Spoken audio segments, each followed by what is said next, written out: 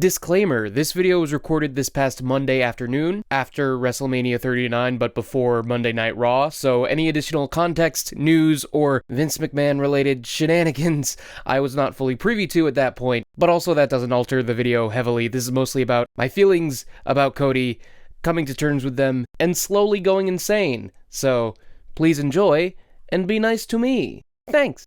Long ago, I made a solemn vow to never talk about professional wrestling on the internet, but WrestleMania just happened, and I have a lot of feelings, and most of them are directed at one Cody Rhodes. Can I tell you about Cody? I've gotta tell you about Cody. What you need to know about Cody is that he and a couple of other prominent professional wrestlers came together and formed a company called AEW in 2019. This was the first major US televised wrestling company to go head-to-head with WWE since the WWE bought their last prominent competition 20 years ago. During that time in between, WWE basically had a monopoly on professional wrestling, which is probably why you didn't even realize there was professional wrestling outside of WWE until, like, now. But there is. A lot of it's pretty good. I enjoy it. As you might imagine, the founders of the company, also being active wrestlers, took major roles in the television program. This included Cody, who's the son of Dusty Rhodes, one of the biggest professional wrestling names of the 80s. The American Dream, as he was called, was beloved for his big Americana shtick and just being a big, lovable babyface. Babyface is what good guys are called in professional wrestling. And Cody very obviously wanted to follow in those footsteps. What's important to know about Cody is that he is an amazing performer. He has great instincts. He has amazing facial expressions. He's an amazing athlete. He has a natural proclivity and talent for professional wrestling,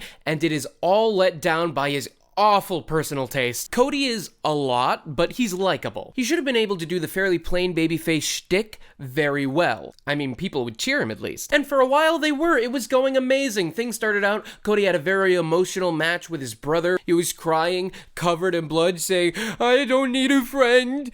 I don't need a tag team partner. I need my older brother." It was a genuinely beautiful and affecting moment. But there's a double-edged sword to being a show's main good guy and also being the writer, or in professional wrestling, the booker. Dusty Rhodes was often in the same position during his career, and was, pretty unpopular with the favoritism he showed himself, the way he booked himself. Needless to say, there are a lot of pitfalls when doing this, and people will be very quick to point at you and call you a narcissist. So, when, less than a year in the company's existence, Cody got a shot at the world title, people were like, okay, Cody. Cody, okay. He's gonna go on a big run, he's not gonna lose enough, it's gonna be boring, it's gonna be bad, he's gonna book himself too strong, whatever. People were begrudgingly accepting of the inevitability that Cody would go down this route. But oh no, actually he was betrayed by his scrupulous protege, MJF. Who could have seen that coming? And now Cody can't be world champion, and he's gotta do a feud with this guy? Aw, shucks. The preceding Cody versus MJF feud was really, really good. You gotta keep in mind, despite a bit of trepidation, people were liking Cody at this point. He was putting in great performances. This feud with MJF especially had amazing highlights. It was built around Cody having to do increasingly ridiculous tasks and trials and challenges in order just to get a match with this little rat MJF. It should be noted that MJF is one of the best heel or bad guy performers going today. In my opinion, Cody had to take 10 lashings from MJF. He had to beat his big, giant, paid bodyguard. The feud was going great. There was one weird beat. Cody, in order to convince MJF to take the match with him, put up the stipulation that if he lost, he would never, ever challenge for the AEW world title again. This is a bit of a cliche in wrestling, a way to add stakes, but is often fairly predictable, because it's usually pretty easy for fans to see when it would or would not be prudent or even feasible to bar a guy from ever challenging from the world title. And Cody was one of those guys. He was obviously going to get a reign eventually, so the match was made somewhat predictable, but it was fine. Predictability is okay in pro wrestling as long as things are well built and people are invested and people are enjoying it. It's fine. We wanted Cody to win, and that changed on the night of the match. See, two very bad things happened. Firstly, for this match, Cody was played to the ring by the band Downstate, the band that recorded his theme song, and for whatever reasons, be that technical issues or whatever other reason, the performance was bad. It was just not good to listen to, but he probably could have recovered from that. No, the other thing that happened was that Cody chose tonight to debut a new tattoo, his own personal brand logo that he had made for himself. His little American Nightmare logo. Doesn't look good. It's not to my taste, but wrestling has a lot of things that'll make you look like a gun freak, and a lot of things that you're just not going to be aesthetically into. That's okay. You can take it. But where on his body was this tattoo? It might look well on his chest, perhaps on his back. You got it right here on his neck. Oh God. I don't know who needs to be told this. Apparently Cody did. But if a guy walks in with a skull, an American flag skull, tattooed on his neck, you're gonna be, like, worried about the guy? Confused? Like, hey man, what's going on? And why was no one around to tell you that this was obviously a bad idea? A third bad thing also happened that night, but it didn't seem that bad at the time, because Cody lost. And at that time, I was pretty happy about it. Yeah, you come in here with that awful performance and that neck tattoo, yeah, you deserve the L. But then there's a problem, because obviously Cody wants the world title. Obviously, the company wants to put the world title on him at some point, but now he can't compete for it. So what do we do? And honestly, I don't think anyone knew the answer to that question, including Cody. Because it's important to know here that Cody is not being dragged along against his will. He has some element of creative control, a fairly hefty element of creative control, in fact. Like, if he had anything other than 100% decision-making autonomy for at least himself, then he wouldn't have gotten the tattoo. Someone would have told him no, and he would have had to listen. Because obviously it's a bad idea. Cody is clearly a man of strong creative vision, but that vision is really weird. At this point, people were starting to turn on Cody. He had this gift wrap path to the title. He had a great look. He had momentum on his side, and in one night, he just squandered all of it. And despite my earlier comments, we don't actually know what extent of this would have been Cody's call. But even if it wasn't, a lot of the run that followed that was, and it was poorly received. I don't have time to get into all of it, but needless to say, if you ask a fan who was watching around this time, you could say the words the A-Go-Go feud, or specifically the weigh-in segment, and people will know what you're talking about, and probably pinpoint that as, yeah, that was the time where Cody kind of became unsalvageable. His feud with A-Go-Go was, like, weirdly anti-immigration, or, like, just way too pro-US. And if you want to be a crowd-pleasing babyface, rah America really isn't the vibe right now. And it also wasn't 2 to 3 years ago when this was happening. AEW introduced a mid-card title, and Cody won it. He was the first champion. There wasn't even a chase. He didn't even chase a different guy for it. He won a tournament, and he won the mid-card belt, which he won mid-card belts before. He was a mid-card guy in WWE before this, so, like, it wasn't novel. It wasn't a huge victory. It wasn't an engaging story. It was a thing to give to Cody because he wrote himself into a corner with the world title stipulation, so what else are we gonna do? And then there's the Cody lander of it all. I don't remember off the top of my head which match he debuted this for. I'm not gonna go back to check, but at some point, Cody thought, hey, I want to get a cool new inspiration for gear for my big match, for my entrance. I want to have a big coat, and I'm going to fashion it after a show I really like, The Boys. Cody still wants to be a hero. So first of all, taking from The Boys, not the best place to get inspiration for, yeah, I'm gonna inspire people. But of all the characters he chose to cosplay, he picked Homelander! And this was post-season 2. There was no question of whether Homelander was a cool dude or not. He was obviously a bad dude. Like, I don't know who needs to hear this, but apparently Cody did. You don't cosplay a character that is so clearly framed by the narrative of his own work as a morally, politically, ideologically reprehensible human being and be like, yeah, I'm a babyface. You also don't do that while people are turning on you for your awful aesthetic choices and general subpar storytelling. You also don't do it when there is a decent crowd of people going, hey, I think this guy should turn heel.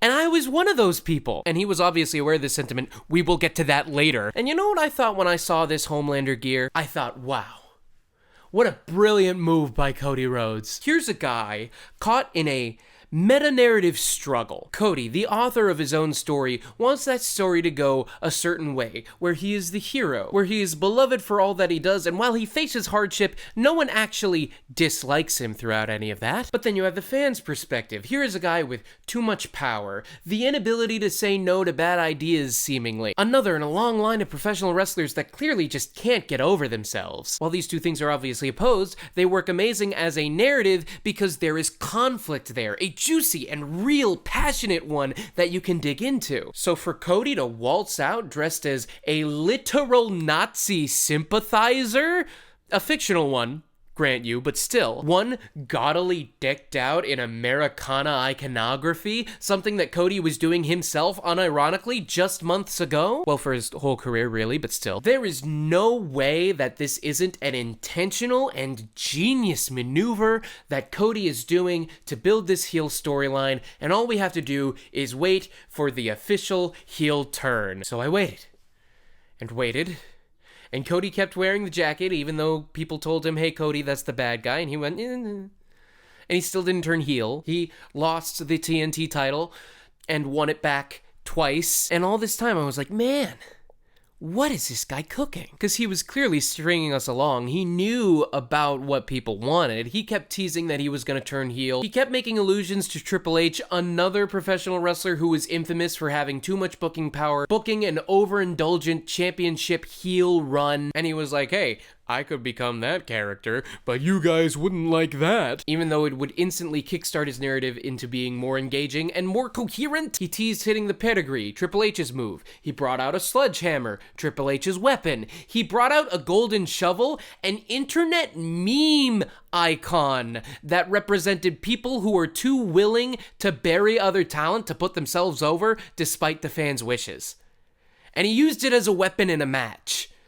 So the guy knew what was going on. But each time he crawled toward that precipice of turning heel, he would go, no, I love the people too much to do any of that. I too badly want to be a good boy who does good things. So while you can see there is some depth and complexity to my character, please cheer. And when you already don't like a guy, that comes across as pretty unlikable. Cody tried a lot of things to get people on his side. He had good matches. He cut wild and rambling and non-focused but passionate promos.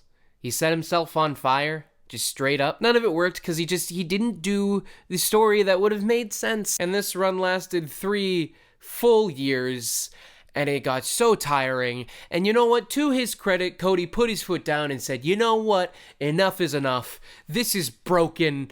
I gotta leave. In late March, early April of 2022, Cody left AEW, a company that he literally founded over largely creative unfulfillment, among other things. And he went to the WWE, baby! And there, Cody found his niche. In AEW, which, if not a counterculture promotion, was at least the alternative to WWE, Cody's schmaltzy, big, gaudy, American act didn't go over well. It didn't help that Cody was also going around being like, yeah, I am the counterculture. I am the alternative. I founded this thing that is outside of WWE. People said it couldn't be done, but I am the anti-establishment, baby. We did it. It's a revolution. And I don't know who needs to hear this, but apparently Cody does. But he's just not an anti-establishment guy. Look at him.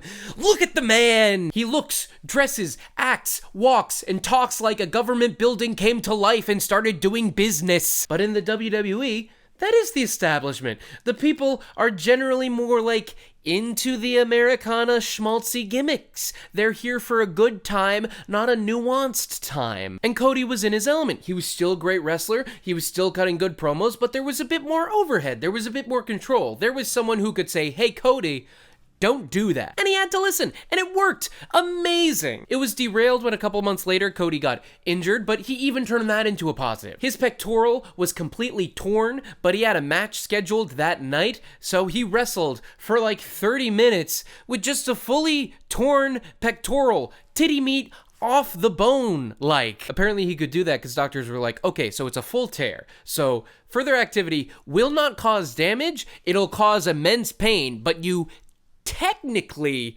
can't make it much worse. So Cody said, I bet I'm gonna work. And you know, that is the kind of gall, the kind of thing that nobody in their right mind would think to do, and the follow through, you have to kind of respect it.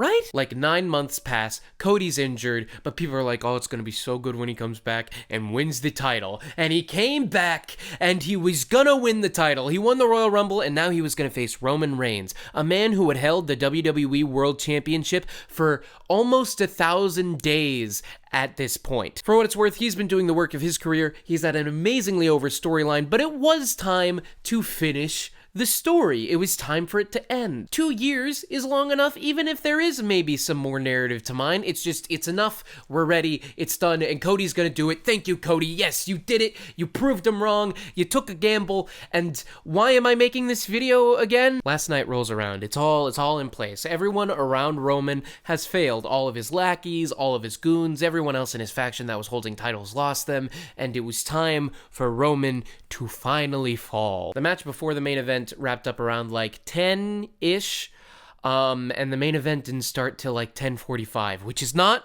normal. They just wasted a bunch of time and padded out the show for no reason. Literally nothing happened, but that's okay, because we're getting to the fireworks factory. We're getting there at a pretty decent clip. There's a roadblock, that's fine. We're getting there. It's gonna happen. The match is in its closing moments. The ref is down. All of Roman's lackeys have been ejected from ringside, and Cody is going to do it. But then one of the previously ejected lackeys sneaks back in a hoodie, hits Cody. Roman hits Cody, pins him, he wins. Which is literally the same finish that has happened on like 12 preceding pay-per-views in Roman's reign, for the record. Literally the same exact finish has happened in every single match of Roman's reign since like 2 years ago. Roman's been reigning for like 3. And maybe you just had to like be there to understand this, but know this.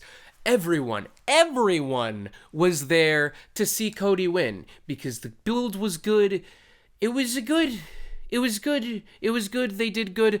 Were there people I would have had win other than Cody? Yeah, sure. Sami Zayn would have been a better choice. Cesaro would have been a better choice when they had him. Daniel Bryan, Edge, Jey Uso, Xavier Woods. Why not? Xavier Woods is super cool. Have him do it. I love that guy. But they picked Cody, and we had made peace with it. I had made peace with it with him, and it didn't happen. So what do I fucking do with myself? My first answer was make this video. Maybe that was a solid idea. My second answer is to try to learn a moral, I guess. I guess the moral is don't trust anyone. Maybe I'll just say this. Too many stories in wrestling and in real life, and especially in the real life of wrestling, have sad, disappointing, and crushing endings. So we should be more willing to write happy ones. No, we shouldn't cater to the most common denominator and just give people what they want, but sometimes we should just give people what they want. If WWE is going to be this big and gaudy thing, then it should at least please people. If Cody is going to be this big and gaudy thing, you should please people. If you want to perform, if you want to be beloved as a performer, you should cater to an audience. You should give people things they want to see. You have to make peace with the fact that once you start telling a story, you no longer have full control of it. In wrestling, it's because audiences have literal live feedback and can tell you vocally what they think. And sometimes you should listen to those opinions and have them inform a story. But with any story, once an audience is consuming it, that's out of the author's control in terms of how they interpret it, what they take away from it, what they see in it. Art is subjective, so you never, ever have full control over how people see and perceive it. So it's okay to have maybe less control in how it ends. And maybe the answer is when you're dissatisfied with something in your life, the best thing you can do is say, I will make something better, something that will make me happier, something that I would prefer to see in the world. Cody is a great performer. WWE does some good stuff sometimes, but they have awful taste, are pretty bad at reading a room, and seemingly can't write a happy ending to save their lives. And I guess I just have to make peace with not having control over that. You got me, Cody. You really made me believe. And this time it wasn't your fault that it didn't happen. It's my fault for believing you.